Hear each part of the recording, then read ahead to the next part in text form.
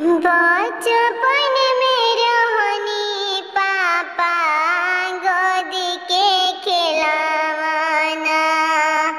बचपन में रहनी पापा गोद के खिलावाना।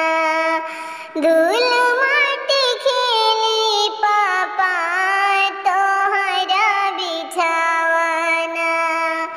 धूल माटी खेली चाचा रौरी बिछावाना।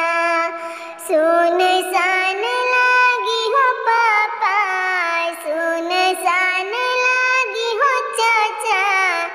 दुआरा अंगनवा हो काहे दूर भेजलो ए पापा।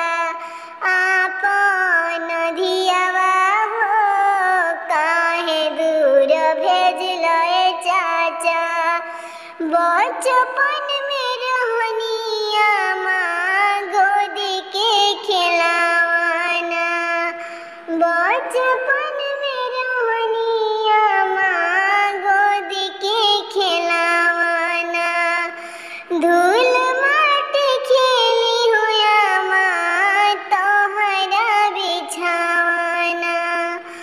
आचरा छुड़ावल हुआ माँ, आचरा छुड़ावल हुआ माँ। धियावा दूर भेज के बेटी के तेजलु हुआ माँ।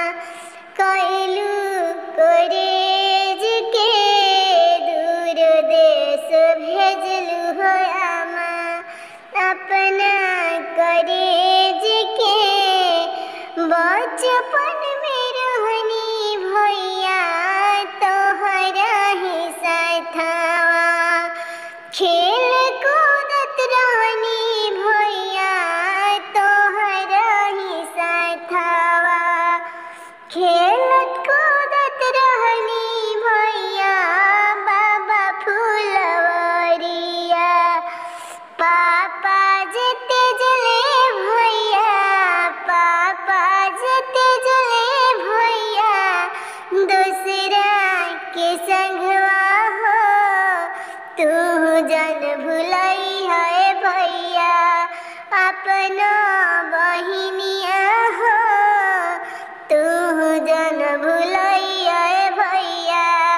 आपन बहिनिया हो तू जन भुलई है भैया।